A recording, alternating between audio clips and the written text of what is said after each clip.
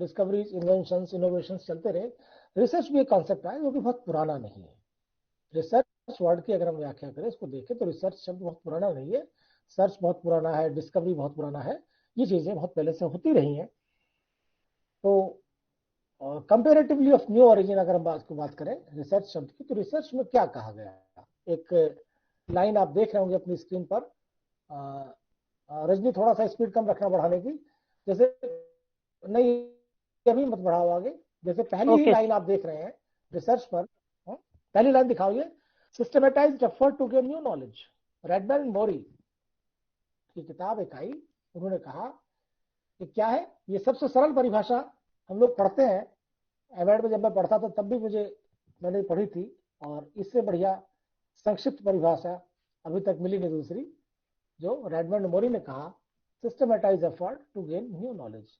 एक बहुत ही सुव्यवस्थित सुसंगठित तरीका है नए ज्ञान को प्राप्त करने का। नया ज्ञान क्या है? ज्ञान को लेकर के अपनी अलग अलग व्याख्याएं हैं। किसे आप नॉलेज कहते हैं, किसे आप इंफॉर्मेशन कहते हैं, किसे आप विजडम कहते हैं, उसकी अपनी अलग अलग व्याख्याएं हैं। लेकिन यहां अगर हम एक जेनेरिक वर्ड के रूप में नॉलेज को यूज करें, ज्ञान को यूज करें, तो ज्ञान से हमारा तात्पर्य यहाँ पर है कि हम अपने इस यूनिवर्स के बारे में, अपने नेचर के बारे में, अपनी सोसाइटी के बारे में जो भी समझ रख सकते हैं, जो भी एक अनइक्विवोकल समझ, जो भी एक क्लैरिफाई क्लियर कट समझ हमारी हो सकती है, एक प्रॉपर अंडरस्टैंडिंग हो सकती है, वो हमारे लिए ज्ञान है। मैं उसकी डिबेट में नहीं जा रहा हूं, क्योंकि नॉलेज अपने आप में एक बड़ा पेचीदा विषय है, उस पर भी तमाम बातें कही गई हैं फिलोसॉफिकल पॉइंट ऑफ व्यू से। तो for us knowledge means knowledge और इंफॉर्मेशन, और कहा जाए कि verified information about our society, about our universe, about our nature, उसके बारे में जो भी वेरीफाइड इंफॉर्मेशन है, जो ट्रू है, जो सही है, उसको हम ज्ञान मान के चल सकते हैं। तो उस ज्ञान को प्राप्त करने के लिए रिसर्च एक तरीका, एक माध्यम आया, बाकी अन्य माध्यमों के बाद, डिस्कवरी है, इन्वेंशन है, इनोवेशन है, इन सब के बाद। और क्योंकि रिसर्च, जैसे मैंने कहा कि रिसर्च एक बहुत बाद का है, रिसर्च को काफी तरीके से परिभाषित भी किया है लोगों ने उसको, और किसको रिसर्च माना, इस पर दो परिभाषाएं मैंने आपके रेडी रेफरेंस के लिए केवल लिखी हैं। आप हालांकि पहली क्लास में पढ़ चुके होंगे इस चीज को, या रिसर्च की कोई भी किताब उठाएंगे तो सबसे पहले चैप्टर में यही मिलता है कि रिसर्च क्या है। Research may be defined as the systematic and objective analysis and recording of controlled observations। आप देखिएगा इसमें जो लाल लाल मैंने किए हुए हैं उनको आप देखिएगा, अलग कलर दिया हुआ है, वो क्यों किया? तीन है, पहली परिभाषा में तीन जगह मैंने कलर उसको किया है, और उसका कारण है कलर करने का, कि जिससे आप थोड़ा ये समझे कि ये तीन अलग अलग बिंदु हैं, और तीनों को एक साथ लेके आना वो रिसर्च है। जैसे पहली बात कही कि सिस्टमेटिक एंड ऑब्जेक्टिव एनालिसिस है, किसका? किसी भी फिनोमिनन का, किसी भी घटना का, किसी भी सिचुएशन का, जिसको आप समझना चाहते हैं, जिस पर आप रिसर्च करना चाहते हैं। और दूसरी बात क्या कही गई है? इट में लीड टू कंट्रोल ऑब्जर्वेशंस की बात की गई है, कंट्रोल्ड कंडीशंस में ही आप उसको ऑब्जर्व कर पाएंगे। और तीसरी बात जो महत्वपूर्ण है वो क्या है कि ये प्रिंसिपल्स थ्योरीज का निर्माण इससे होता है, जो भी आप रिसर्च के माध्यम से ज्ञान संचित करते हैं, अर्जित करते हैं। ग्रेनिल की परिभाषा बड़ी पुरानी है। ग्रेनिल ने क्या कहा, लगभग यही बात वो भी कह रहे हैं, तो इस पर मैं यही रुकूंगा। This is for your reference. Rajni you can move forward, आगे बढ़ा सकते हो उसको। तो ये रिसर्च के बारे में जो बात कही, हेलो रजनी, रजनी भूल गई बढ़ाना आगे? सर किया है। अच्छा, आगे नहीं हुआ? हाँ हो गया भाई, हो गया। नहीं नहीं, एक सेकंड, अभी नहीं हुआ सर, थोड़ा और बढ़ाओ, अभी नहीं हुआ। हाँ, ये हम बहुत थ्योरेटिकल परिभाषाएं हैं, और एक किताब में आपको सबको रेफर करूंगा, उस किताब मेरे पास रखी भी है। सर अब हो गया? नहीं रजनी, बढ़ नहीं रहा आगे अभी। एक किताब आप लोग नोट कर सकते हैं, research methodology, step by step guide for beginners. ये रंजीत कुमार की किताब है, सेज पब्लिकेशन से, भाई रंजीत कुमार। जॉन बेस्ट की तो रेफर की जाती है हमेशा, रंजीत कुमार की ये एक अच्छी किताब है।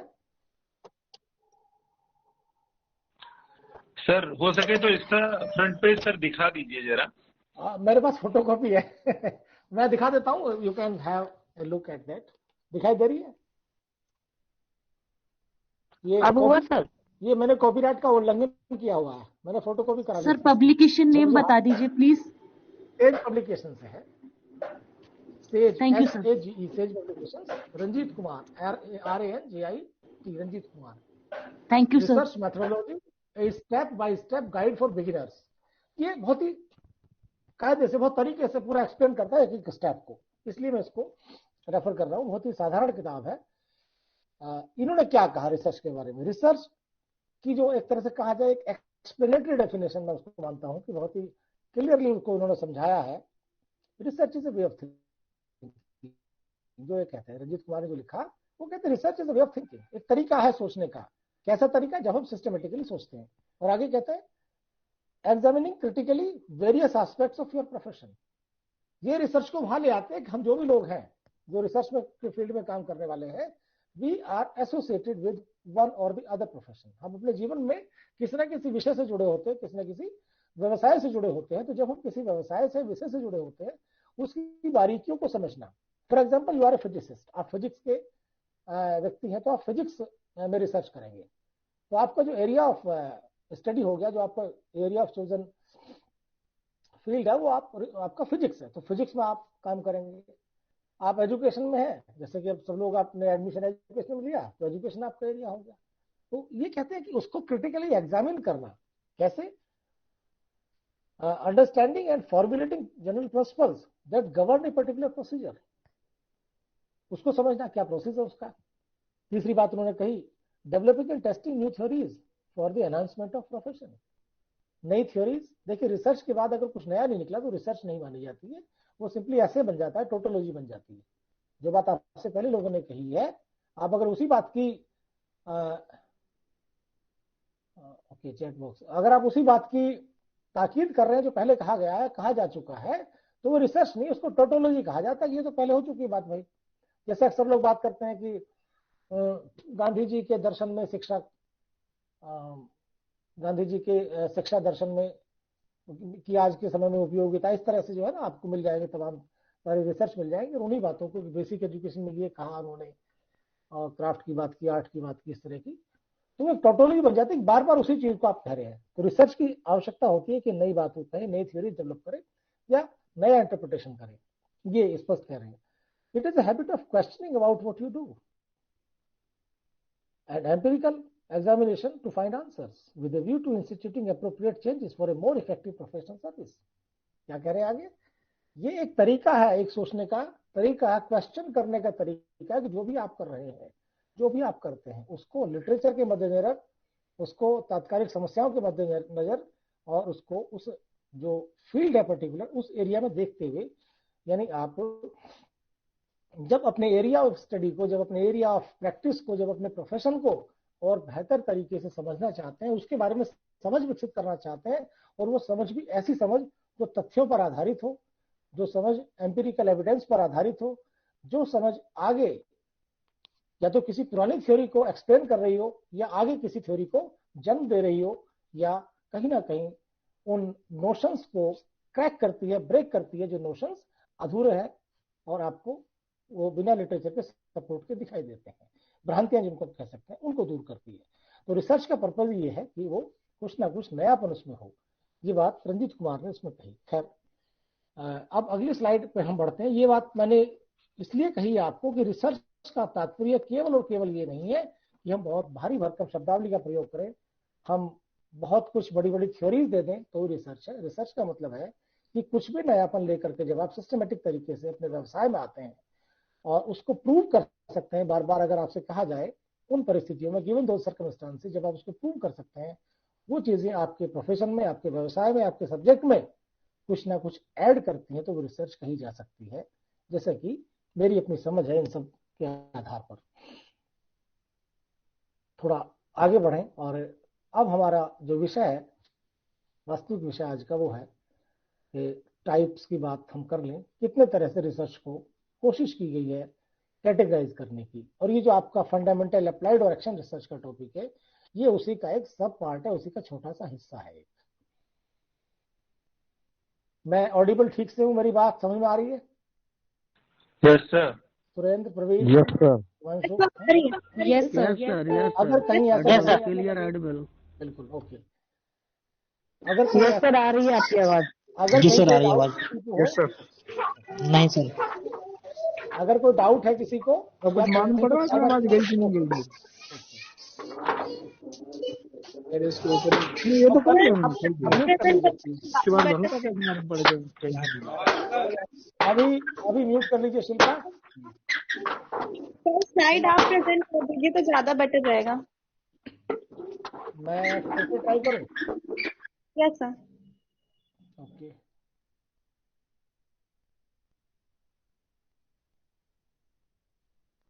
अब तो मैं भूल भी गया। सर मुझे स्टॉप करनी पड़ेगी, उसके बाद आप तुम स्टॉप कर दो, ठीक है। अब ये प्रेजेंटेशन हो रहा है? Yes sir. Yes sir. दिखाई दे रही है? Yes sir. Yes sir. ठीक है।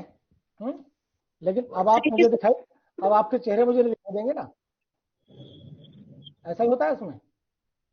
क्यों भाई बच्चों, ऐसा ही होता है क्या?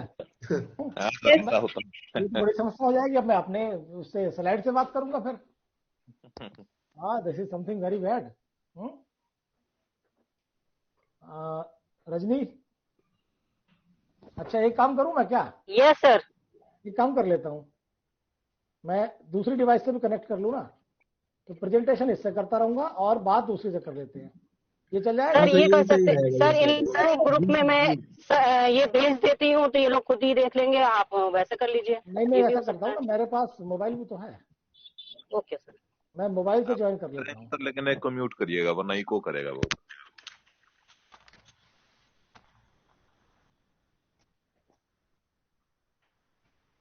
हाँ, हेलो, जी अभी सर। आवाज आ रही है? जी आ रही है सर। अच्छा, इसको म्यूट करना पड़ेगा एक को। ये सर जी सर, एक म्यूट कर दीजिए। अभी तुरंत करता हूँ। स्पीकर्स, हेडफोन्स, चल भाई बंद हो गया। हेलो, अब बताओ, अब तो इको नहीं है? नो नो नहीं है सर। No sir. चलिए अब तो ये जो कौन आ गया, भानु प्रताप वर्मा, जो ये स्लाइड अब आपको दिखाई दे रही है, ये I have try to simplify. Echo क्यों हो रही है अभी भी?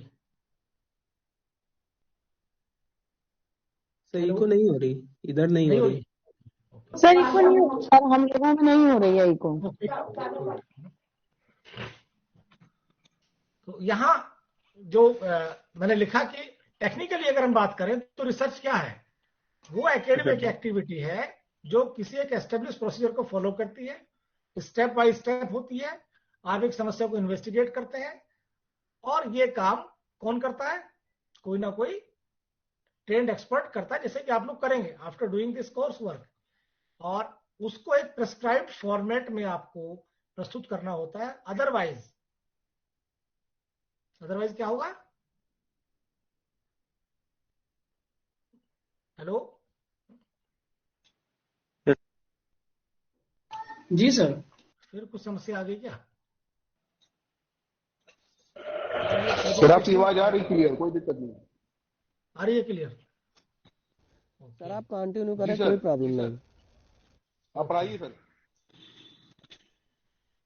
प्रेजेंटेशन चल रहा है अभी? वॉइस को बिल्कुल जीरो कर दीजिए सर, म्यूट करिए और वॉइस को जीरो कर दीजिए लैपटॉप वाले। नहीं, मैंने जीरो कर दी, लैपटॉप वाली बंद ही है। तब ठीक है सर, आप पढ़ाइए, बहुत अच्छी आवाज आ रही है। आवाज क्लियर है। अच्छा, ये स्लाइड दिखाई दे रही है साफ? Yes sir. जी सर।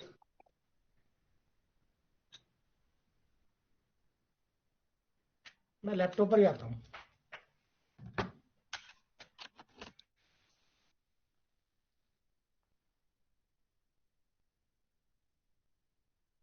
हेलो, अब बताओ। यस सर, आवाज आ रही है। ओके,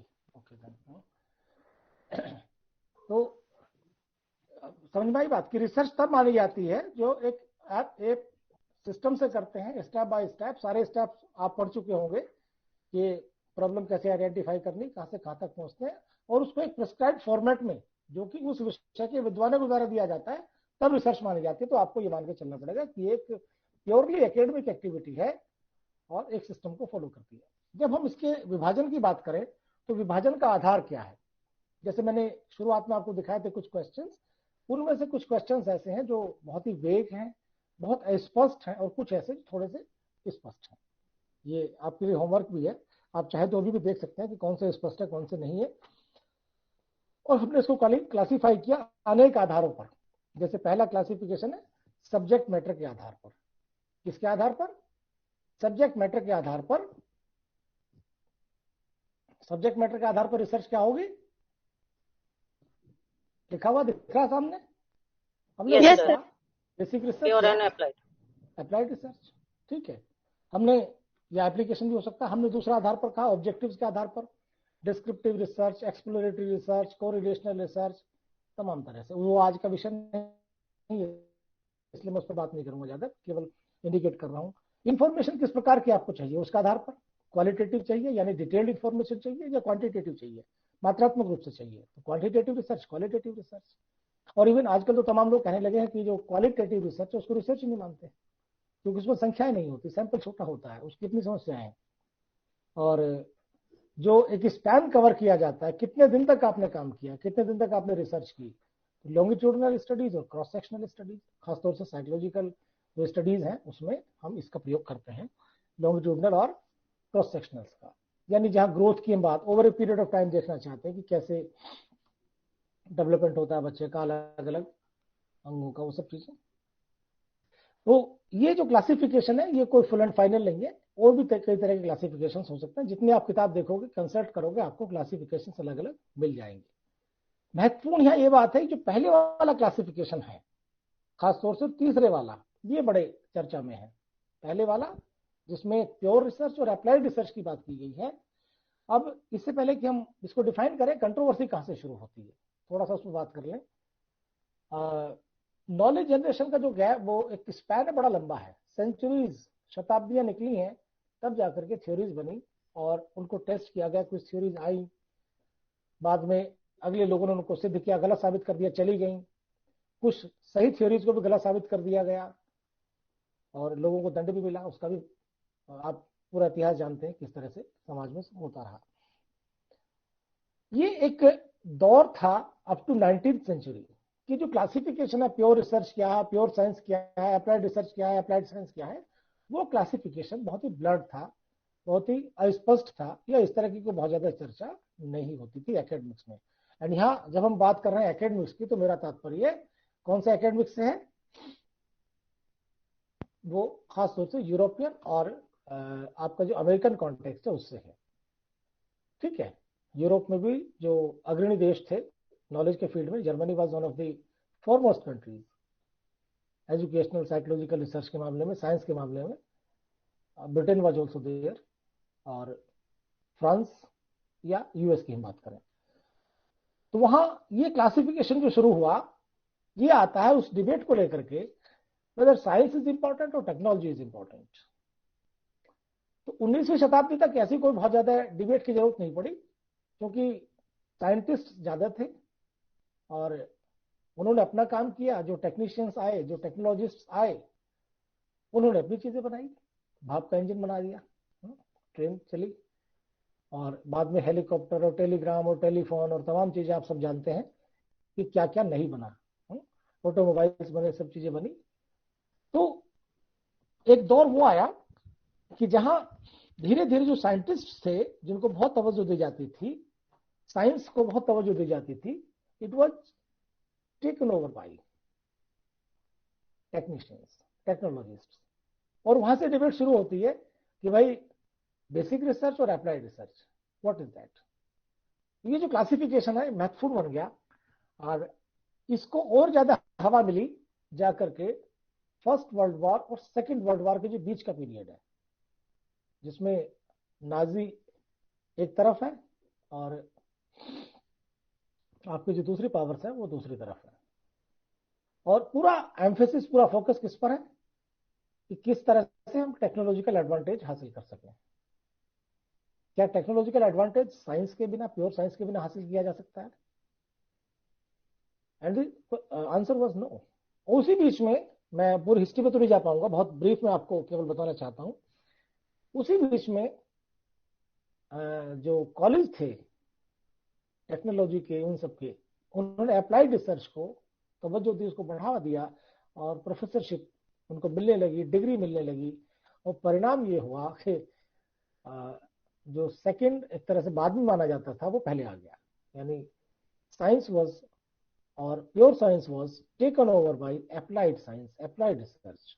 क्योंकि जैसे नाजियों ने कहा कि हमें टेक्नोलॉजी चाहिए, हमें state of the art technology चाहिए, we don't want armchair scientist. अगर आप हिटलर को पढ़े, खासतौर से उसकी माइन कैम्प में उसने बड़ी चर्चा की है, जो किताब है माइन कैम्प हिटलर की, उसमें बड़ी उसने चर्चा की है और वो बड़ी क्रिटिसाइज करता है। जूस पर एक आरोप वो ये भी लगाता है हिटलर कि ये लोग मतलब बाउल्ड करते हैं सोच को, in the name of science, in the name of speculation, in the name of philosophy and all. तो एक उसमें आरोप ये भी है, उसकी जो थीसिस है अपनी, क्या नाम था उसका, हिटलर की। ठीक है, तो वहां से कनेक्शन शुरू होता है और धीरे धीरे ये डिबेट अमेरिका में भी शुरू होती है कि अप्लाइड और बेसिक प्योर, इसमें क्या डिफरेंस होगा, किसको ज्यादा इंपॉर्टेंस मिले, कैसे होगा, कैसे उनके डिपार्टमेंट्स बनाए जाएं। तो ये डिबेट एक तरह से देखा जाए तो लेट 19th और अर्ली 20th सेंचुरी की देन है, जो कि कल्मिनेशन पर पहुंचती है वर्ल्ड वॉर सेकंड के आसपास, यानी मिड 20th सेंचुरी में। और ये पूरी तरह से एक ट्रेडिशन एस्टेब्लिश हो जाता है कि आप किस प्रकार की रिसर्च करते हैं, किस प्रकार की रिसर्च आप करेंगे। विश्वविद्यालयों की भूमिका अपनी और जो टेक्निकल इंस्टीट्यूशंस उनकी भूमिका, वो उसमें एक डिफरेंस हमें दिखाई देना शुरू हो जाता है। और भारत में तो बहुत ही स्पष्ट, जैसा कि आप देखते हैं, इससे ज्यादा स्पष्ट कहाँ होगा। हम लोग आईआईटी अपनी अलग बनाए हुए हैं और यूनिवर्सिटीज अलग बनाए हुए हैं, डिपार्टमेंट्स अलग बनाए हुए हैं। खैर, तो अब ये विषय बहुत महत्वपूर्ण नहीं रह जाता है कि डिबेट क्यों आई, कैसे आई। डिबेट आई और उसका परिणाम ये हुआ कि आज हमारे पास अलग अलग सबके अपने कोकोन्स हैं। We have a scientific community, we have a community of technicians, we have a community of applied scholars, we have a community of basic scholars, fundamental researchers। तो वो एक अपना है। जैसे साइंस को बढ़ावा देने के लिए हमें IISER की जरूरत पड़ी है, Indian institute of science education and research, government of India ने वो भी एस्टेब्लिश की है। तो ये अब जब मुद्दा सेटल हो गया कि ठीक है भाई, ये अलग अलग रहेंगी और अलग अलग पढ़ाई जा रही हैं, तो बेसिक रिसर्च, जैसे आप उसमें देखें आगे, मैं अभी शो कर रहा हूं आपको अगली स्लाइड। बेसिक रिसर्च क्या होगी, जो फंडामेंटल रिसर्च है वो क्या होगी, किस प्रकार का इन्वेस्टिगेशन है। बेसिक रिसर्च किस प्रकार का इन्वेस्टिगेशन होगा, ये एक ऐसा इन्वेस्टिगेशन है जो जिसके केंद्र में लॉज ऑफ नेचर है, जिसके केंद्र में फिनोमिनन, वो फिनोमिनन है जिसको हम बारीकी से समझना चाहते हैं, जिसको हम जो जिसकी समझ हमारी समझ को बढ़ाती है, जो मुद्दा, और वो लॉन्ग रन में कोई फिनोमिनन है, कोई भी घटना है, कोई भी इस तरह का एलिमेंट है, तत्व है, हम उसको इस उद्देश्य से एग्जामिन करना चाहते हैं जिससे कि हम एक जो ह्यूमन क्यूरियोसिटी है, जो एक इनसेसिबिलिटी होती है ह्यूमन बीइंग्स की, यानी बड़े सवाल, मूलभूत प्रश्न, अपने विषय के जो मूलभूत प्रश्न है, जब हम उनको सॉल्व करने की ओर आगे बढ़ते हैं, हम फंडामेंटल रिसर्च की बात करते हैं। वो मूलभूत प्रश्न कौन से हो सकते हैं, मैं उसमें उदाहरण दूंगा आपको, आगे चल करके बताऊंगा। यानी जो एक तरह से उसका व्हाट, व्हाई एंड हाउ है, जिसको कि जर्मन स्कॉलर्स ने, तमाम लोगों ने ब्लैक बॉक्स की संज्ञा दी है। किसकी संज्ञा दी है, ब्लैक बॉक्स भी कहा उसको, कि जो फंडामेंटल रिसर्च बेसिकली क्या है, उसमें आप जब घुसते हैं तो फिर घुसते चले जाते हैं। It is a kind of black box, जिसमें आपको समझ नहीं आता कि हम बाहर कैसे निकलेंगे। यानी इसमें इतनी गहराई होती है फंडामेंटल रिसर्च में कि आप उस विषय के फिर अंदर जाकर के चाहते हैं कि इसको कहां तक पहुंचे। और उदाहरण आप अगर देखें, आपने पढ़ा हो बचपन की किताबों में कि आर्यभट्ट पूरी रात बैठा करते थे, जो हमारे गणितज्ञ हुए हैं, जो हमारे खगोल शास्त्री हुए हैं, पूरी रात बैठा करते थे कि तारे का मूवमेंट अपनी, जो जिस तरह की उस जमाने दूरबीन उन्होंने बनाई थी। तो वो एक विषय है। अभी आप देखिएगा, खासतौर से जिनको नोबेल प्राइज मिलते हैं, जैसे इसमें एक हमारे देश का भी नाम आता है, प्रोफेसर हरगोविंद खुराना, आपने अगर पढ़ा हो, जिन्होंने डीएनए पर काम किया था। तो डीएनए की समझ, अब वो प्रोफेसर खुराना साहब को जिंदगी लग गई इसमें, साइंटिस्ट पूरी तरह डूब जाते हैं, पूरी तरह अपने उस विषय में। तो एक इसलिए उसको कुछ लोगों ने कहा कि it is a kind of black box, कि उसमें आदमी जब एक बार चला जाएगा तो फंडामेंटल रिसर्च जो होती है वो बहुत ही गहराई से होती है और आपकी समझ को उस विषय में, उस क्षेत्र में जो समझ होगी ह्यूमन बींग्स की, उस समझ को बहुत आगे बढ़ाती है। बहुत पुख्ता उसके प्रमाण होते हैं। और इस प्रकार की जो नॉलेज है, जिसको जॉन रस्ट ने कहा कि ये knowledge for the sake of knowledge होती है। किसके लिए होती है? Knowledge for the sake of knowledge. आज हम इवन अपने पुराने ग्रंथों की बात करते हैं या तमाम मसलों में हम अरस्तु और प्लेटो को रेफर करते हैं। तो क्यों करते हैं? चूंकि उन्होंने knowledge for the sake of knowledge की बात की है, फंडामेंटल रिसर्च उन्होंने उन लोगों ने की और पूरा डूब करके उन्होंने काम किया उस पर, यूनिवर्स को समझा, प्रकृति को समझा, उसके लॉज को समझा और तब जाकर के उन्होंने जो अपनी रचनाएं लिखी हैं। तो उसका परिणाम है कि हम आज जिस लेवल पर खड़े हैं ज्ञान के मामले में, उसमें उस फंडामेंटल रिसर्च का बड़ा योगदान है। किसी भी समाज की जो धरोहर होती है, जिसको हम कह सकते हैं कि जो इंटेलेक्चुअल प्रॉपर्टी होती है समाज की, इंटेलेक्चुअल प्रॉपर्टी, वो इंटेलेक्चुअल प्रॉपर्टी काफी हद तक डिसाइड होती है कि उसके पास फंडामेंटल रिसर्च का कितना स्टॉक है। स्टॉक तो समझते हैं सब लोग, कितनी पूंजी है उसके पास फंडामेंटल रिसर्च की। क्योंकि fundamental research is theoretical, knowledge को बढ़ावा दिया गया। नॉलेज को किस लेवल पर आप देखते हैं, ये कहां से पता चल रहा है? ये हमें पता चल रहा है कि हमारे पास कितने ग्रंथ हैं उस पर लिखे हुए और उन ग्रंथों की सार्थकता क्या है, उनमें जो कंटेंट है वो किस लेवल का है, वो कितना कंटेंट अवेलेबल है। हम इसके आधार पर उन चीजों को देखते हैं। ठीक है, ये मेरा हैंग क्यों हो गया भाई? स्क्रीन मेरी हैंग हो रही है ना शायद।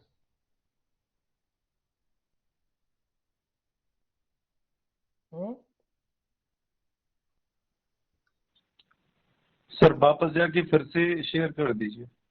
मुझे लग रहा है स्क्रीन मेरी हैंग हो गई फिर। सर बेसिक वाली स्लाइड दिख रही है अभी। बेसिक वाली दिख रही है ना? इसको मैं आगे बेसिक फंडामेंटल। हाँ, मुझे नहीं दिख रही ना, मैं आगे कैसे बढ़ाऊं? मुझे समस्या ये आ रही है। सर उसको एग्जिट करके फिर से शेयर कर लीजिए, सही हो जाएगा। ओके,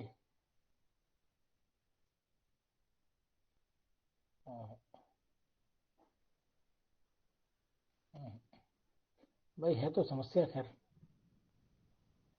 उस टेक्नोलॉजी में जब तक आप उसको बेहतर से नहीं जानते हैं तरीके से, अब फिर से शेयर कर दूं? Yes sir, yes sir, yes sir. Okay, अब देखो आई आ गई यस सर। सर, विजुअल आ गई हो गया सर। ना? ओके, ठीक। लेकिन सर वही बेसिक एंड फंडामेंटल तो प्योर आगे रिसर्च सीख रहे हैं। अब मैं आगे बढ़ाता हूँ। Okay okay sir.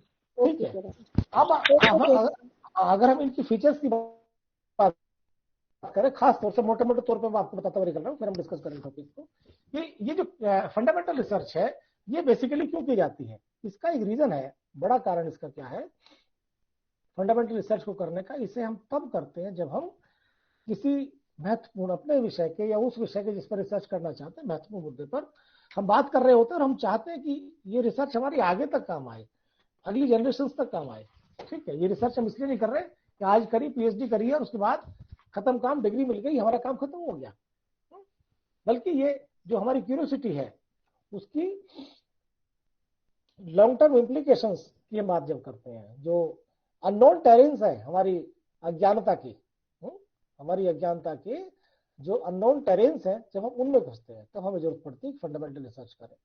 और इसका काम होता है कि थ्योरीज फॉर्मुलेट करना, सिद्धांतों का निर्माण इसके आधार पर हम करते हैं, जो कि सिद्धांत कैसे होंगे, वाइडली एक्सेप्टेबल होते हैं। वो सिद्धांत जल्दी से उनको रिफ्यूट करना मुश्किल होता है, लॉन्ग टर्म इम्प्लीकेशंस वाले होते हैं। और ऐसा क्यों होता है? क्योंकि उनकी वैलिडिटी हमने एक लंबे समय तक, लंबे अंतराल तक उसको देखा है, उसके लिए पर्याप्त हमने एविडेंस जुटाए हैं और तब जाकर के हमने उन अपने एविडेंस के आधार पर अपनी फाइंडिंग्स को लिपिबद्ध किया है, उनको लिखा है और लिखने के बाद तब हम उसको शेयर कर रहे हैं।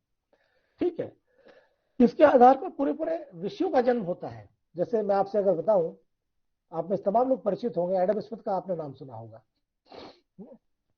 आपने विलियम जेम्स का नाम सुना होगा, पढ़ा है कि नहीं पढ़ा बताओ? someone should say yes or no. Yes. Okay, तो एडम स्मिथ की खास तौर से 2 किताबें आती हैं। एक उसकी आती है theory of moral sentiments, he was a professor of philosophy, और दूसरी आती है an inquiry into the nature and causes of the wealth of nations. William James की किताब आती साइकोलॉजी पर। ये जो किताब आती है, एक एक किताब, ये फंडामेंटल रिसर्च का परिणाम था और उनसे पूरे पूरे डिसिप्लिन का जन्म हुआ।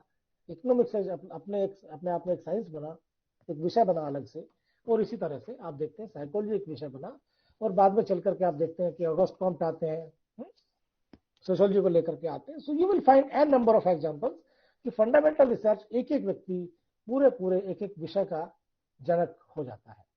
क्यों? क्योंकि उसने फंडामेंटल काम किया, उसने बेसिक रिसर्च किया, उसने उस विषय के लिए जो फाउंडेशन कॉन्सेप्ट्स हैं, जो नॉलेज प्रिसेप्ट्स हैं, उनको डेवलप किया है, जो कि उस विषय की एक तरह से फाउंडेशन नींव तैयार करते हैं। ठीक है, ये कंट्रीब्यूशन होता है। इस प्रकार की रिसर्च को कैसे एनवायरनमेंट की जरूरत पड़ेगी? बताओ। जो इस प्रकार की रिसर्च होती है उसे कैसे एनवायरनमेंट की जरूरत पड़ती है? उसे जरूरत पड़ती है कैसे एनवायरनमेंट की, जो कि काफी हद तक स्टीराइल होता है। ये वर्ड मैं यूज कर रहा हूं कहां से? जॉन बेस्ट ने इस वर्ड का यूज किया। और स्टीराइल का अर्थ होता है कि जिसमें कुछ भी उपज ना हो सके, यानी एक ऐसा एनवायरनमेंट जिसमें व्यक्ति सब कुछ भूल सकता है, पूरी तरह से अपने आप को वो इमर्स कर देता है।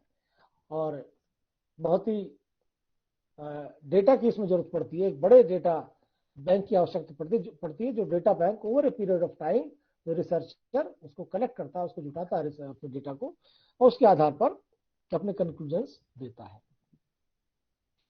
तो जैसे मैंने कहा कि इसका फायदा ये है कि पूरे डिसिप्लिन एस्टेब्लिश होते हैं, जिनके बाद जिन पर आगे चल करके नेक्स्ट जनरेशंस या उसके बाद अगले लोग उस पर काम करते हैं, उनकी थ्योरीज को। जैसे कि उदाहरण के लिए आप अगर न्यूटन का नाम लें, आप अगर आर्किमिडीज का नाम लें, इन तमाम लोगों का अपना जब नाम लेते हैं तो आपके मन में क्या आता है? अगर ये लोग ना होते तो आपकी साइंस का क्या होता, आपकी फिजिक्स का क्या होता, आपकी केमिस्ट्री का क्या होता? You will find an number of examples. अगर एडम स्मिथ ना होते उस फील्ड में तो इकोनॉमिक्स का क्या होता? मार्शल ना होते तो इकोनॉमिक्स का क्या होता?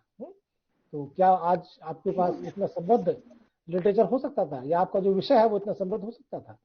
क्योंकि इस तरह के लोग आए हैं।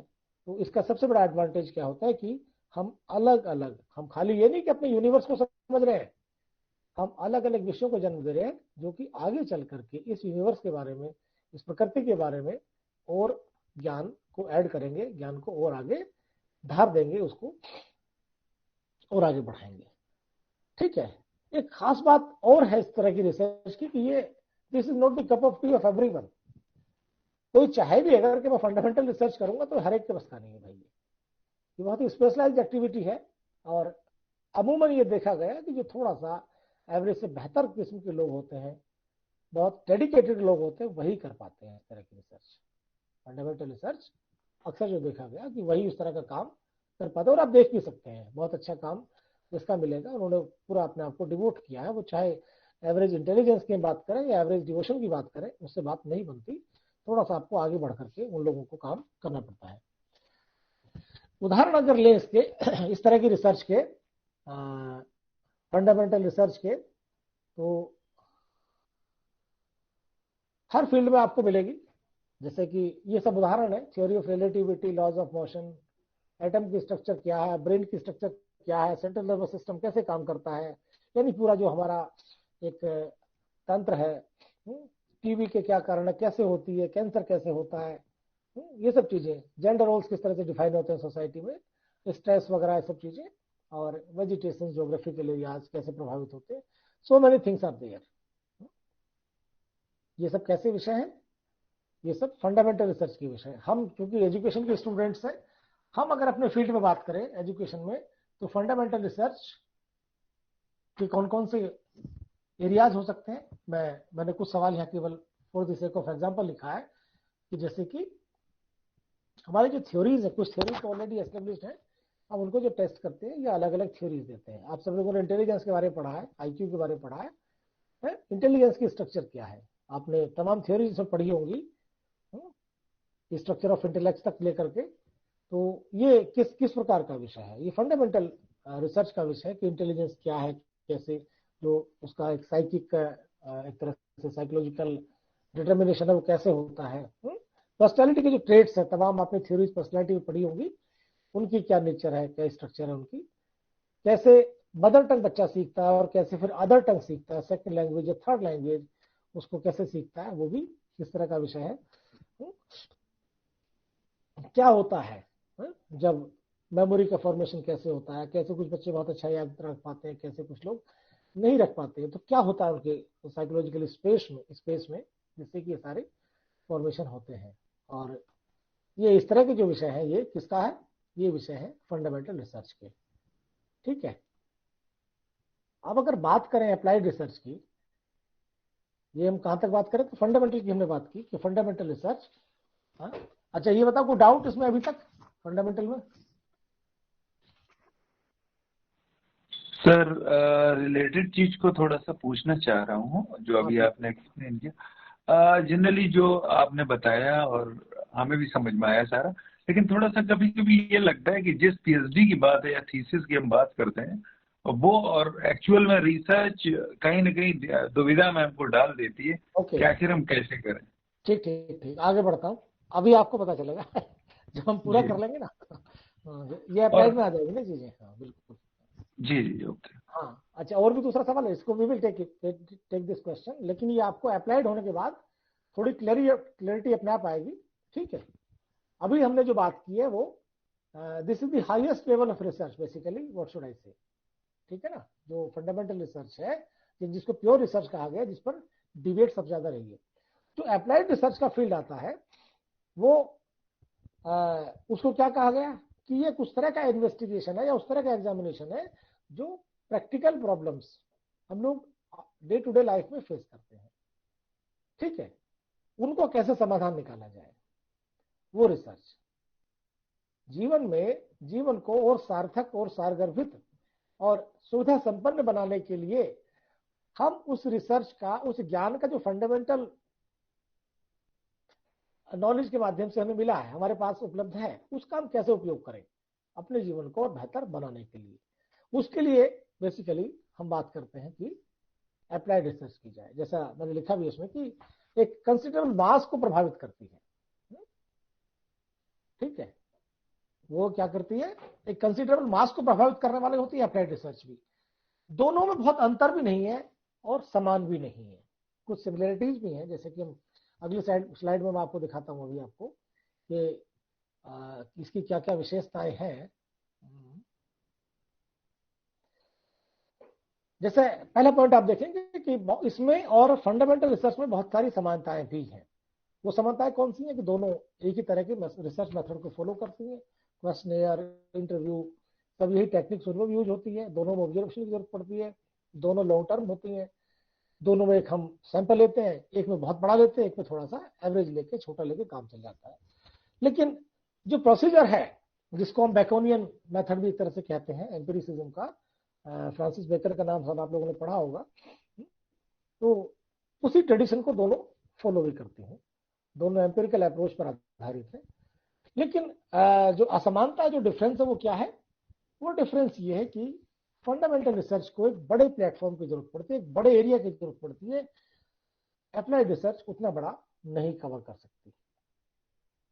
अप्लाइड रिसर्च चूंकि वो सोसाइटल प्रॉब्लम्स को लेकर के है, और अप्लाइड रिसर्च का कोई ऐसा आधार भी नहीं है कि हमें किसी नए विषय को उत्पन्न करना, हमें कोई ऐसी थ्योरी डेवलप करनी जो आगे सैकड़ों साल तक काम आती रहेगी लोगों के।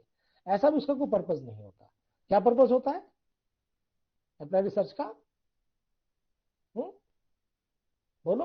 उसका पर्पज होता है कि किसी भी स्पेसिफिक प्रॉब्लम एरिया में, किसी भी सिचुएशन में हम कोई ऐसी परिस्थिति फेस कर रहे हैं जहां हमारे सामने ब्लॉकेड्स है।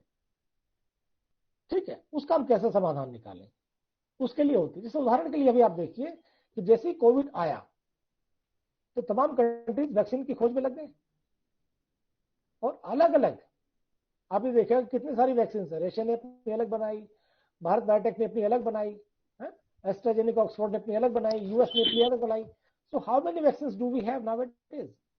है ना, बहुत सारी area specific. We got a problem that covid has come, और हमारे पास जो उपलब्ध वैक्सीन थी, उपलब्ध मेडिसिन थी, वो मेडिसिन अपने आप में पर्याप्त नहीं थी। तो ये हुआ कि भाई एक वैक्सीन निकाली जाए, और कुछ ही महीनों में समाज ने अलग अलग देशों में आप देखते हैं कम से कम 5-6 कंट्रीज तो उसमें आगे आते ही हैं जिन्होंने वैक्सीन खोज निकाली। वो अप्लाइड रिसर्च थी बेसिकली। कैसे थी? जो कि एक समस्या आई, एक ब्लॉकेड हुआ क्रिएट, सरकारें भी असहाय फील कर रही थी, और जो हमारे साइंटिस्ट हैं, डॉक्टर्स हैं, वो भी असहाय फील कर रहे थे। लग गए सब लोग जो जो उस फील्ड में काम कर रहे थे कि नहीं, खोज निकालेंगे, निकाल लिया उसका समाधान। तो ये क्या होता है कि एक लिमिटेड जो फोकस होता है थोड़ा सा लिमिटेड होता है। इसका उद्देश्य नहीं कि हमने वैक्सीनोलॉजी करके या एक कोई अलग विषय बना दिया हो, या एक ऐसी थ्योरी दे दी है कि साहब ये वैक्सीन लगातार काम करेगी। अभी आप देखिए जैसे वेरिएंट चेंज हुआ, वैक्सीन ने कहा नहीं भाई मेरे बस का नहीं है, आप थोड़ा परिवर्तन कर लीजिए, आप बूस्टर डोज दीजिए, और ये चीज है। तो इसका जो इम्प्लीकेशन है वो बहुत सीमित होता है इस तरह की रिसर्च का, लेकिन वो रिसर्च लोक कल्याण के लिए और एक तरह से एक स्पेसिफिक जो मास है उसके भविष्य के लिए, उसके बेहतरी के लिए जरूर काम करती है इस तरह की रिसर्च। एक आप इसमें देखेंगे पॉइंट में लिखा भी है कि जो प्रैक्टिकल यूटिलिटी है उसको इंपॉर्टेंस दी जाती है। Knowledge for the sake of knowledge नहीं, knowledge for the sake of welfare, knowledge for the sake of people's betterment. समझ रहे? जो नॉलेज है किसके लिए? For the sake of people's betterment. लोगों की भलाई उसमें हो पा रही कि नहीं, अच्छा हो पा रहा है कि नहीं हो पा रहा, उसमें ये देखा जाता है। यानी जो भी रिसर्च कर रहे हैं उसकी प्रैक्टिकल यूटिलिटी। और यही वो कॉन्सेप्ट है जहां आकर के ये डिबेट शुरू हुई थी, जो मैंने शुरुआत में आपसे चर्चा की थी कि जैसे अमेरिका और मैं यूरोप के कॉन्टेक्स्ट में बात कर रहा था, उन्होंने कहा कि knowledge for the sake of knowledge, what does it mean? अगर ये कुछ नहीं कर सकती है तो इसका कोई मतलब नहीं है। इसलिए उन्होंने कहा नहीं, universities should extend the limitations of research, उसकी बाउंड्री से बाहर निकले, और वहां करके दोनों में तादाद में बनता है टेक्निकल इंस्टीट्यूशंस में और यूनिवर्सिटीज में। और आज की तारीख में आप देखेंगे कि तमाम अमेरिकन विश्वविद्यालय वो रिसर्च दोनों करते हैं, एक साथ करते हैं। वहां पर ये इस तरह का भेद उतना क्लियर नहीं है जितना हमारे यहाँ है कि IITs अलग हैं और यूनिवर्सिटीज अलग हैं। वहां पर एक ही इंस्टीट्यूट में आपको सब मिलेगा, उसी में ही मेडिकल की पढ़ाई भी होती है, उसी में ही टेक्नोलॉजी की पढ़ाई भी होती है, और उसी में सोशल साइंस की पढ़ाई भी होती है, उसी में साइंस की पढ़ाई भी होती है। तो ये जो डिफरेंस है ये उन्होंने धीरे धीरे कम किया, क्योंकि knowledge for the sake of knowledge itself is a limited concept, and knowledge for the sake of people's well-being again। ठीक है? तो ये अप्लाइड रिसर्च की जो बात थी, अप्लाइड रिसर्च लगभग उन्हीं पैरामीटर्स पर की जाती है, लेकिन उसका स्वरूप थोड़ा सा संकुचित होता है, सीमित होता है। ठीक है? अभी किसने लिखा कि एक्शन रिसर्च की बात की है? एक्शन रिसर्च पर आएंगे अभी, इसके जस्ट बाद एक्शन रिसर्च का नंबर है, तब फिर आपके सवाल भी पूरे लूंगा। इस तरह की रिसर्च की क्या क्या रिक्वायरमेंट होती है, वो बहुत डिफरेंस नहीं है, लेकिन एक अंतर आता है कि इसको मैनेज करना थोड़ा सा आसान होता है। इसके लिए बहुत भारी भरकम रिसोर्सेज की जरूरत नहीं पड़ती है। इस प्रकार की रिसर्च के लिए एक बहुत बड़े सैंपल की जरूरत नहीं पड़ती है। एक ऐसा सैंपल हो जिससे आपको रिलेवेंट डेटा मिल सके, और उसके जो परिणाम आते हैं उनको आप लार्जर पॉपुलेशन पर अप्लाई करने की कोशिश करते हैं, जो कि कमोबेश त्रुटि निकालने अगर उसकी हम, इसलिए हम बात कर रहे हैं कि इसमें स्टैटिस्टिकल एनालिसिस बड़ा महत्वपूर्ण होता है। उसके आधार पर ही हम एक्सट्रापोलेट करते हैं। इसके एडवांटेजेस बहुत है। इससे हमारी समस्याओं का भी समाधान होता है, जो प्रैक्टिकल इश्यूज हैं, और डिसिप्लिन को भी इससे हेल्प मिलती है, खासतौर से अप्लाइड डिसिप्लिन को बढ़ने में उसका आकार भी बढ़ता है। और इससे सबसे बड़ा फायदा ये होता है कि इससे इनोवेशंस को बढ़ावा मिलता है, कि हम धीरे धीरे अपनी चीजों में सुधार करते रहते हैं। तो अप्लाइड रिसर्च के परिणाम भले छोटे आपको आए थोड़ा सा तुलनात्मक रूप से, लेकिन वो भी आपको एक डायरेक्शन देते हैं, गाइडेंस देते हैं, जिससे कि आप अपने फील्ड में आगे और काम कर सकते हैं, अपने फील्ड को और बेहतर कर सकते हैं। ये लिमिटेशंस जरूर है कि बहुत लॉन्ग टर्म तक ये रिसर्च चलेगी, ऐसा जरूरी नहीं है। रिपीटिशन हो सकता है, क्योंकि आप अपने क्षेत्र में काम करें, दूसरा व्यक्ति दूसरे क्षेत्र में काम कर रहा हो सकता है उसी विषय पर, तो रिपीटिशन की गुंजाइश इसमें बनी रहती है, और इसका जो एप्लीकेशन है वो भी थोड़ा सा सीमित होता है। ठीक है? जैसे हमने उदाहरण उसमें लिए कि जो डेवलपमेंट है, डेवलपमेंटल ग्रोथ है, या जो इंटेलिजेंस जैसे मुद्दे हैं, बड़े मुद्दे हैं, उस पर हम बात करते हैं फंडामेंटल रिसर्च की। अप्लाइड रिसर्च कहाँ बात होती है, जैसा आप इसमें टॉपिक देखेंगे कुछ कि मिड डे मील का क्या इम्पैक्ट हो रहा है भाई, और सोशल मीडिया किस तरह से प्रभावित कर रहा है लर्निंग आउटकम्स को। एक पर्टिकुलर मेथड लेकर हम बात कर सकते हैं कि उसका इम्पैक्ट क्या हो रहा है।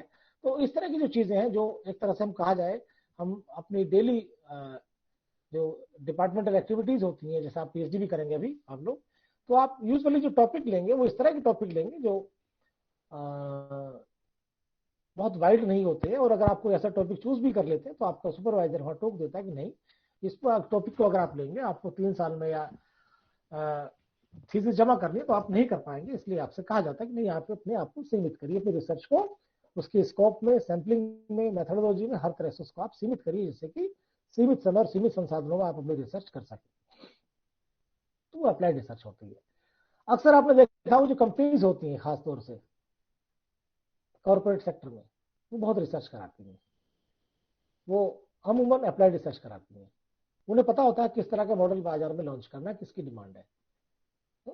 एक मॉडल गाड़ी का बंद किया जाता है, दूसरा मॉडल लॉन्च कर दिया जाता है, पीपल्स चॉइस पर होता है वो। आप देखते हैं कि बल्ब किस तरह के 10 साल पहले आ रहे थे, उसके बाद एलईडी आए, उसके बाद ये आए, और अब अलग अलग तरह की शेप्स, और जो कि एनर्जी भी कम कंज्यूम करते हैं, उनकी रोशनी भी अच्छी है।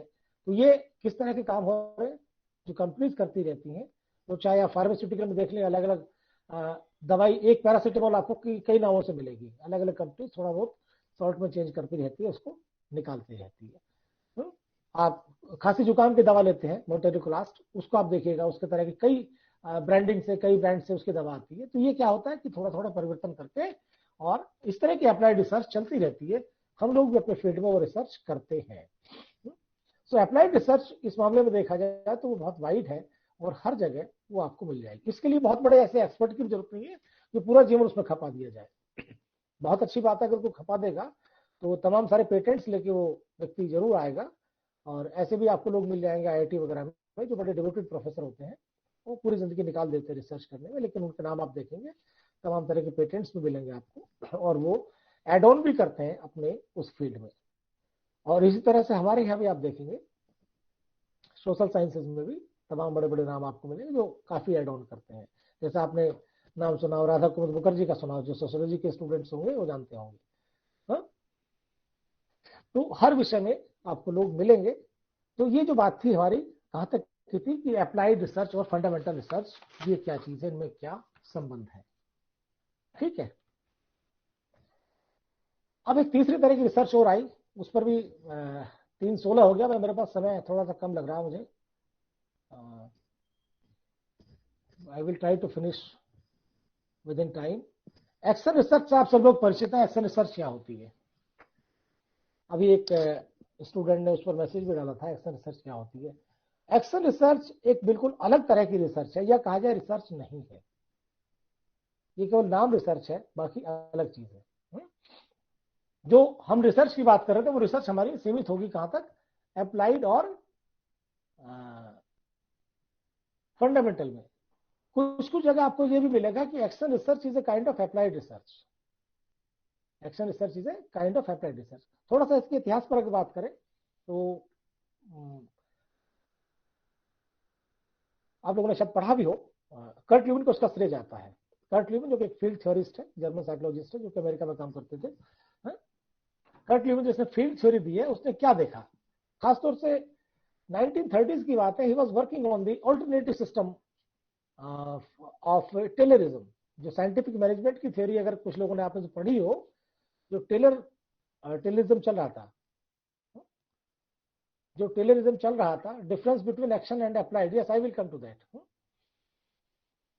वो जो टेलरिज्म के अगेंस्ट में एक तरह से उसका ऑल्टरनेटिव खोजना चाहते हैं कि टेलरिज्म व्यक्ति को मशीन मान लेता है, और हर काम के लिए scientific management, time management principle, ये प्रिंसिपल, वो प्रिंसिपल। तो उन्होंने कहा नहीं। तो he went to the factories, to the companies, neighbourhood में फैक्ट्रीज में गया अपने स्टूडेंट्स को लेकर के, जिसमें खासतौर से 2 नाम है। कार्टराइट का नाम आता है, एक उनके स्टूडेंट थे कार्टराइट, तो कार्टराइट को लेकर के और जेंडर को लेकर के उन्होंने काम किया।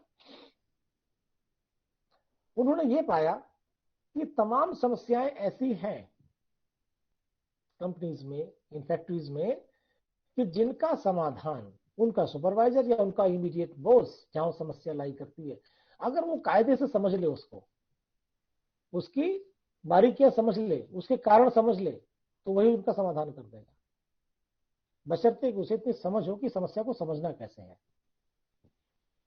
हेलो, आवाज आ रही है? यस सर, तो कर्ट ल्यूविन ने बात की, 1930s की बात है, कि भाई हम क्या उस प्रैक्टिशनर को, जो व्यक्ति सुपरवाइज कर रहा है कहीं पर भी, जो व्यक्ति काम कर रहा है, अगर वो अपने लोगों की समस्याओं को एम्पैथेटिकली सुने, उसकी तह तक जाए, तो उसका समाधान निकाल सकता है, बजाय इसके कि नीचे से ऊपर तक इंक्वायरी हो, पनिशमेंट दिया जाए कि इतने घंटे इसको अलॉट किए गए थे काम करने के, इतनी मजदूरी इसको देनी थी और उसने ये काम नहीं किया, उसके खिलाफ आप एक मेमोरेंडम लिखें, तो उससे बेहतर है कि हम उस बंदे को लगा दें जो सुपरवाइज कर रहा है, जो इमीडिएट काम कर रहा है उसके संग में, कि भाई आप इसकी समस्या को समझिए, और कैसे समझे आप, डिटेल्ड में समझिए, क्या कारण हो सकते हैं, घर की पारिवारिक स्थितियां कैसी हैं, इस व्यक्ति का मन क्यों नहीं लग रहा था, क्यों इससे गलती हुई, क्यों उससे चूक हुई, या क्यों वहां प्रोडक्टिविटी लो रही। और आप ये देखिए, बढ़िया जो मजे की बात है, उसके रिजल्ट बड़ा अच्छा आए। जो कार्टराइट ने इन लोगों ने काम किया, उसके रिजल्ट्स बड़े अच्छे मिले, तो उनको लगा कि नहीं, there can be an alternative to scientific management.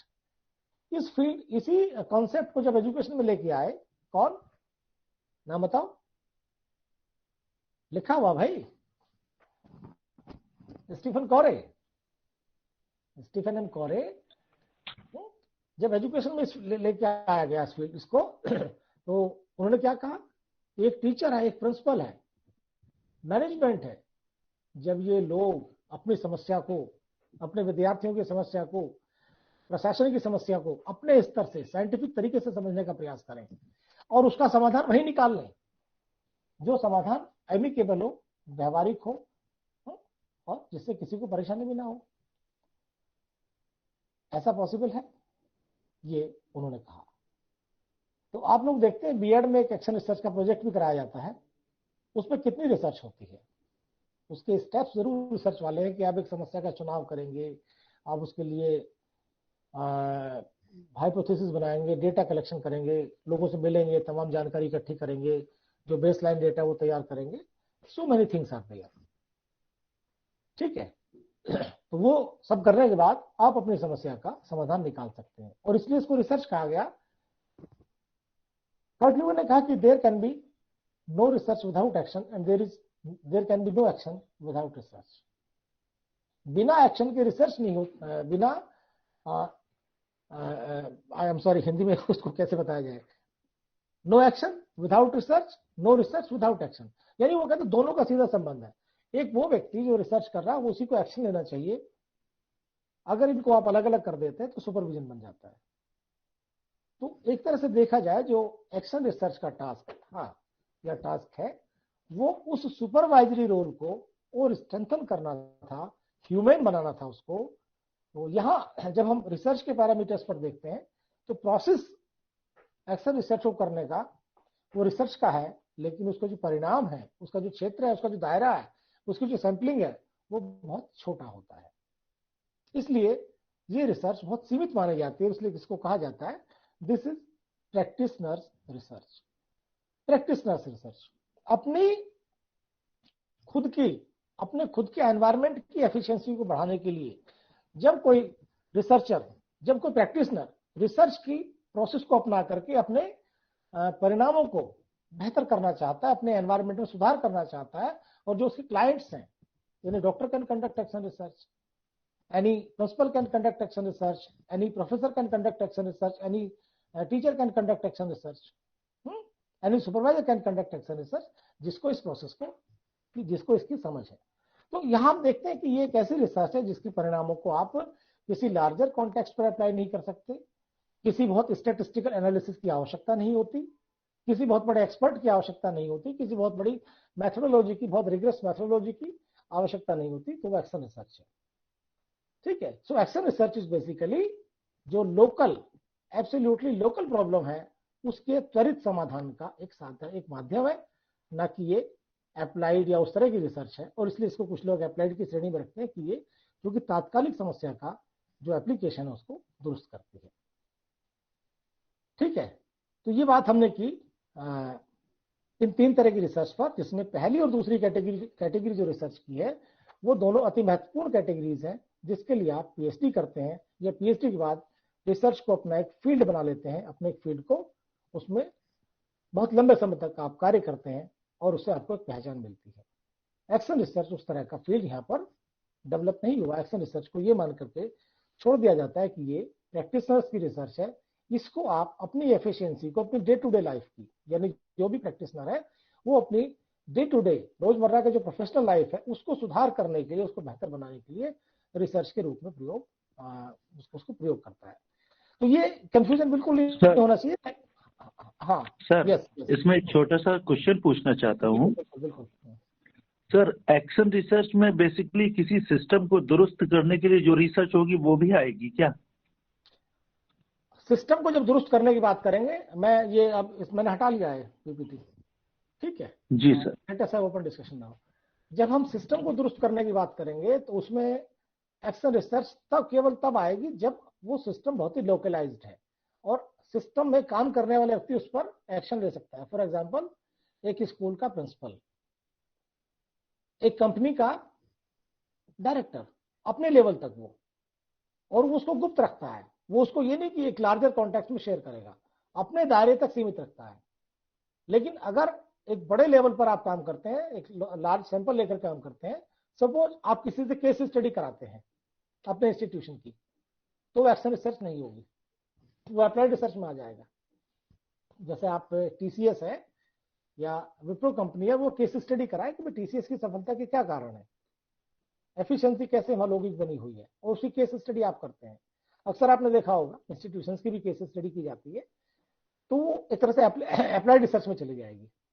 Action research वो तब तक है कि मान लिया वहां का एचआर डिपार्टमेंट का हेड है और एचआर को दिक्कत आ रही कि कुछ लोगों में बड़ी दिक्कत है, उनके संबंध ठीक नहीं है आपस में, या उनकी एफिशिएंसी कंपनी में डाउन हो रही है, और उनको समझने के लिए वो कोई रिसर्च करता है, या उसकी प्रोडक्ट को बाहर वो बहुत वैल्यू नहीं मिल रही है, उसको समझने की कोशिश करता है।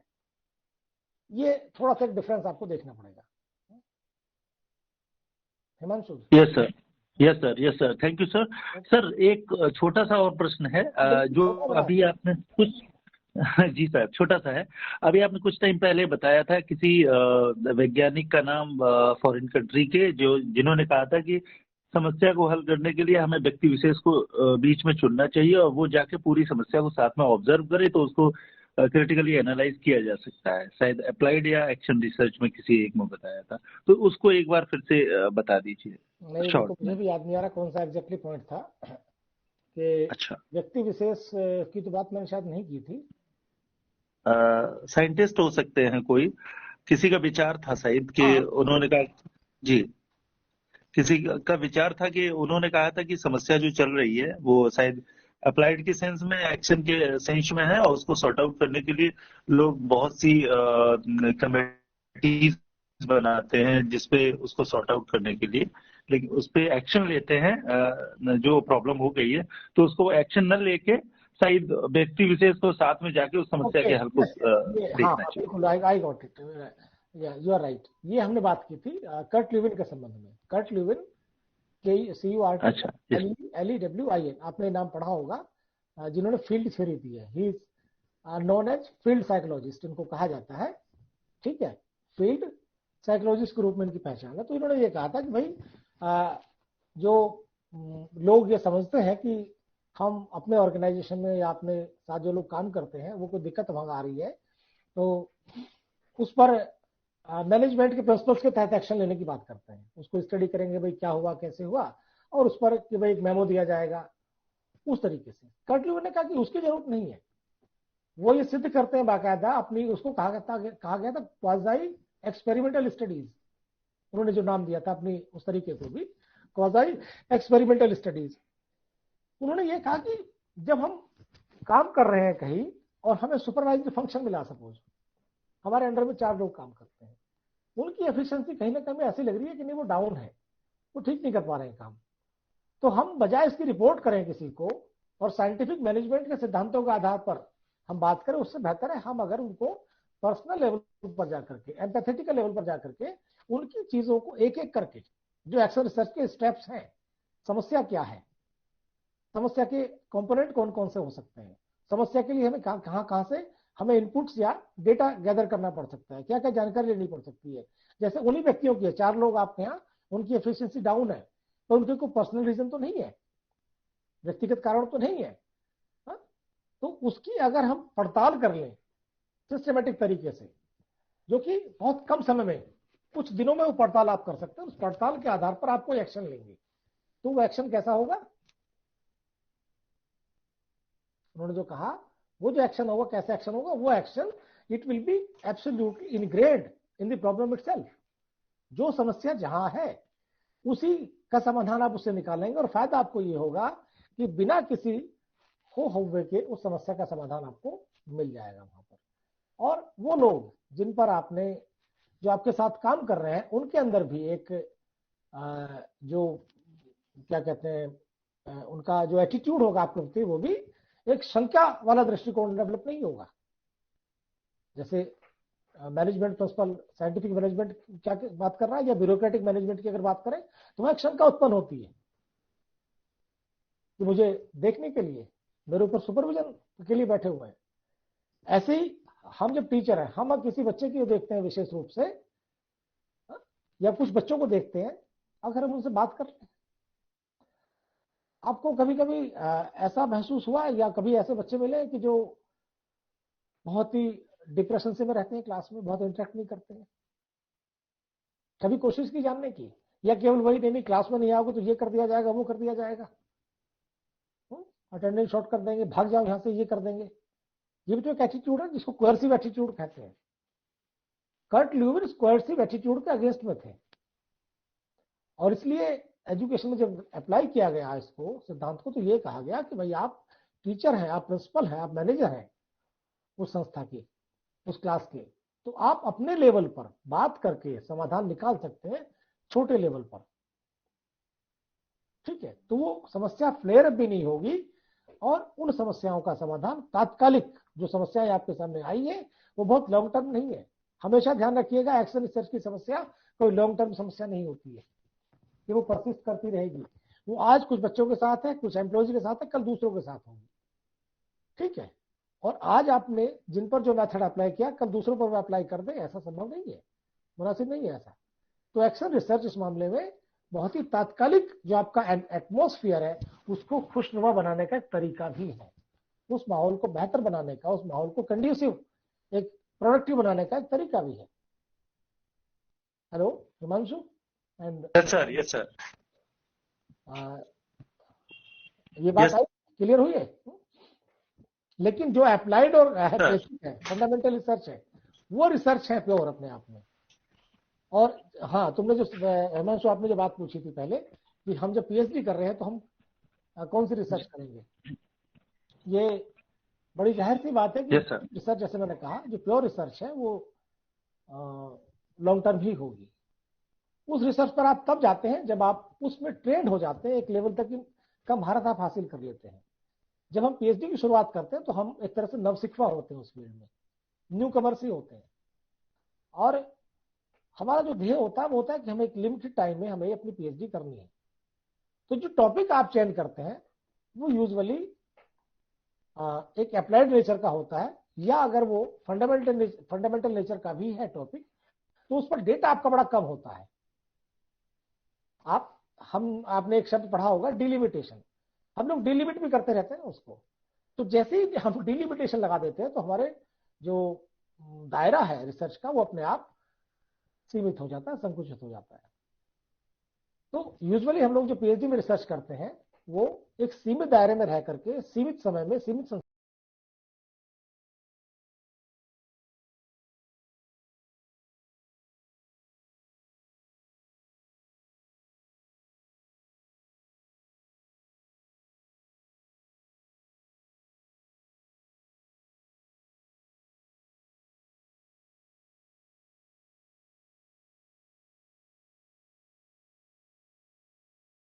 उसमें परिवर्तन आएगा। लेकिन जो नेचर ऑफ इंटेलिजेंस है, जो नेचर ऑफ पर्सनैलिटी है, किस तरह से हमारा CNS और ये सब काम करते हैं, किस तरह से हमारा मेटाबॉलिज्म काम करता है, वो सारी चीजें स्थायी है। ह्यूमन नेचर स्थायी है। जो फिलोसॉफिकल क्वेश्चंस रेज किए गए वो स्थायी है। भाई अभी भी कोई शक्ल नहीं दिखा रहा आपने। This is something very irritating for a teacher. हाँ, इरिटेटिंग है कि नहीं है? अब कुछ, हाँ ठीक है। हिमांशु, प्रतिमा, रजनी, लक्ष्मी, ओके गुड, राजपूत। अब बताओ, अब हम सेशन ओपन कर रहे हैं। और वो जो डिबेट जिसकी मैंने शुरुआत की थी, अब चूंकि टॉपिक खत्म हो गया है, तो उस डिबेट को फिर शांत कैसे किया गया या उस पर समाधान कैसे निकला, तो उस पर एक नाम आता है रोस्टलर का। He was also German scientist. Rostler ने ये कहा, मैं उनकी कोट है, पढ़ देता हूं, मैंने नोट की है। वो उनकी कोट है कि pure science is always further ahead of applied science. जो प्योर साइंस है वो हमेशा आगे रही है। किससे? और आगे रहेगी। किससे आगे रहेगी? अप्लाइड साइंस से। लेकिन however applied science or technology finally turns science into a consumer good। ध्यान दीजिएगा, जो फंडामेंटल साइंस है, प्योर साइंस है, प्योर रिसर्च है, वो हमेशा आगे रही और आगे रहेगी। लेकिन उस फंडामेंटल साइंस को, उस विज्ञान को एप्लीकेशन के माध्यम से एक कंज्यूमर गुड में तब्दील करने का काम। कंज्यूमर गुड जानते हैं सब लोग? जैसे कि पंखा टंगा हुआ, आप मोबाइल लिए हुए हैं, व्हाट इज दिस मोबाइल? ये कंज्यूमर गुड है। आपका लैपटॉप, ये कंज्यूमर गुड है। किसके आधार पर बना? सिद्धांत किसने दिए थे ये सब? सैकड़ों साल तक जो थ्योरीज डेवलप हुई है, वो चाहे रिलेटिविटी की हो, फिजिक्स की तमाम थ्योरीज और इलेक्ट्रॉनिक्स के तमाम सिद्धांत इसमें अप्लाई किए गए कि नहीं किए गए? तब जाकर के डिवाइस बनी है। सैकड़ों साल में ये डिवाइस बनी है। आप कंप्यूटर का इतिहास जब देखते हैं तो बात करते हैं ना, फर्स्ट जनरेशन और third generation, second generation. What are the generations? वो जनरेशंस क्या इंडिकेट करती हैं? कि जैसे जैसे फंडामेंटल साइंस का डेवलपमेंट होता रहा, उसके एप्लीकेशन लोग बढ़ाते रहे, उसको अप्लाई करते रहे। तो यहां जो मुद्दा आता है, उन्होंने क्या कहा रोस्टलर ने, कि भाई इसका कोई अंत नहीं है। फंडामेंटल साइंस की, फंडामेंटल रिसर्च की जरूरत रहेगी, क्योंकि वो कॉन्सेप्चुअल नॉलेज प्रोवाइड करती है। वो ऐसी नॉलेज प्रोवाइड करती है जो लॉन्ग टर्म होती है, जिसके पीछे एक पूरा विज्ञान होता है, जिसके पीछे अपनी पूरी साइंस होती है। और उसको जब हम, या वो लोग, वो संसाधन जब उसको कंज्यूमर गुड के रूप में तब्दील करते हैं, लोगों के जीवन को आसान बनाने में उसका यूज किया जाता है, तो वो काम अप्लाइड साइंस का है, वो काम टेक्नोलॉजी का है। इसलिए दोनों के दोनों ही महत्वपूर्ण है।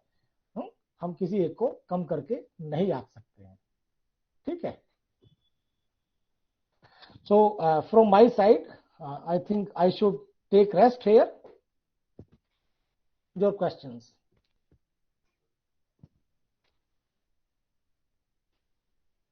No question? इसका मतलब है I made you people bore? मैंने आपको निराश किया है? No sir, no sir, no sir, नहीं सर। नहीं तो भाई आपको बात ही नहीं कर रहे हैं, ना कुछ बता रहे हैं, ना कुछ पूछ रहे हैं। सर हम ये जानना चाह रहे थे, हम लोगों के एजुकेशन फील्ड में कुछ फंडामेंटल रिसर्च के टॉपिक अगर सजेस्ट कर सकें, जिसपे हम लोग काम कर सकें, हिम्मत बना सकें, कुछ ऐसे हैं सर जो PhD स्कॉलर्स के लिए यूजफुल? मुश्किल काम होगा, और इसकी मैं सलाह भी आपको नहीं दूंगा, क्योंकि जैसा मुनेश जी ने भी इंट्रोडक्शन में कहा था कि मैंने JNU से रिसर्च की भी है। तो जब हम किसी बहुत बड़े टॉपिक को ले लेते हैं तो PhD मुश्किल हो जाती है। मेरे विचार से जो बेहतर अप्रोच होती है वो ये है कि PhD को आप एक डिग्री मान करके, कोर्स वर्क मान करके आप इस मेथड को सीख लीजिए कायदे से अच्छे से, कि PhD होती कैसे है, रिसर्च का प्रोसेस क्या है। आप उसमें मेहनत ज्यादा कीजिए और एक ऐसा टॉपिक लीजिए जो व्यवहारिक दृष्टिकोण से संभव हो सके, उसको with in that time limit कर पाना। अगर हम PhD में बहुत महत्वाकांक्षी हो जाते हैं, मैं आपको उदाहरण दे सकता हूँ। मेरे एक मित्र हैं मिस्टर भोपाल सिंह, उन्होंने यही काम किया कि उन्होंने एक बहुत ही he was working in the history of science. कौन सा फील्ड की बात कर रहा हूँ मैं? History of science, philosophical aspect आ जाते हैं पूरे। उन्होंने एक बहुत ही महत्वपूर्ण और महत्वाकांक्षी टॉपिक ले लिया और परिणाम ये हुआ कि he had taken extension several times और बड़ी मुश्किल से उनका पिंड छूटा उस पीएचडी से। तो मेरा सुझाव ये रहेगा आपको, आप सब लोग ऐसा टॉपिक पीएचडी में चुनाव करना चाहिए जिस पर आप आसानी से रिसर्च कर सकें और प्रोसेस को समझ लें ठीक से। क्योंकि हमारे यहाँ एक बड़ी भ्रांति है, हमारे देश में बड़ी भ्रांति है, हम लोग समझते हैं PhD is the end of the research. PhD अगर आप करने कर ली तो आपने समझा आपने रिसर्च कर ली, नहीं करी है। PhD is the beginning of research basically. PhD क्या है? वो रिसर्च की शुरुआत खाली है, उसके बाद रिसर्च होती है असली। भाई आरपी सर फोन कर रहे हैं। हाँ सर, आदेश। हेलो, ये आरपी सर जुड़े हुए नहीं है क्या? सर क्लास का टाइम खत्म हो गया इस। हाँ सर, तो वो सेकंड लेक्चर की वजह से कर रहे होंगे फोन आपको। ओके ओके, मैं तो क्वेश्चंस ले रहा था, बाकी आप अवतरित नहीं, वो दिखाई नहीं थे इसलिए मैंने एंगेज किया। ठीक है सर, तुरंत उसको कर रहा हूँ। ठीक है, so okay all the students, आप सब लोगों को बहुत बहुत बधाई। जल्दी पीएचडी पूरी करिए। Next, thank you sir. Thank you sir. धन्यवाद। Thank you sir. Thank you sir.